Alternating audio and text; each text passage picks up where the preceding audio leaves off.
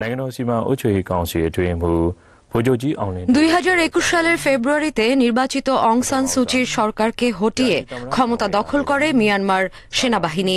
এরপর থেকেই ধরপাকড়, সশস্ত্র সংঘাত এবং ব্যাপক বিশৃঙ্খলা চলছে দেশটিতে। মঙ্গলবার জাতিসংঘের the independent investigative mechanism for Myanmar IIMM প্রতিবেদনে উঠে এসেছে মিয়ানমারের আটক কেন্দ্রগুলোতে রাজনৈতিক বন্দীদের ওপর অমানবিক নির্যাতনের তথ্য।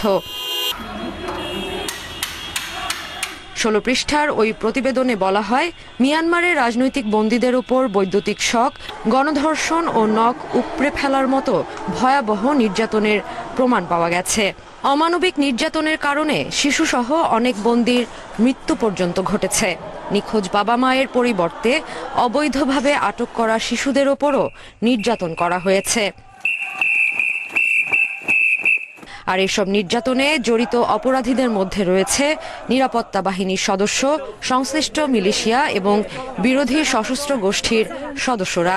এরই মধ্যে কিছু উচ্চপদস্থ কমান্ডারদের চিহ্নিত করা হয়েছে, তবে তদন্ত চলমান থাকায় তাদের নাম প্রকাশ করা হয়নি।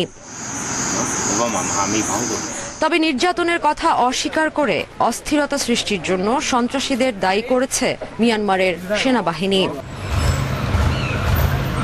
জুন পর্যন্ত 1 বছরের তথ্যের উপর ভিত্তি করে এই প্রতিবেদন তৈরি করেছে জাতিসংঘ।